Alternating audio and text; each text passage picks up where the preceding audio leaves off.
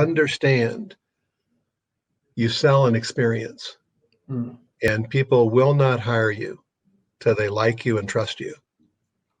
So my job is to be very transparent and understand that because people are investing oftentimes a lot of money, can I be honest, transparent, and communicate that their experience is primary.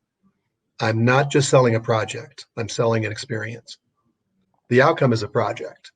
And all your clients, and I've done client surveys, why did you hire a certain contractor?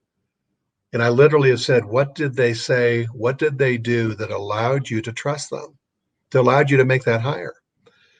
I've never seen one that said they were the cheapest, ever. And I've done this with 20 different contractors. It's not that, all right? People want someone in their home they can trust to deliver what they've paid for, where there's no regrets.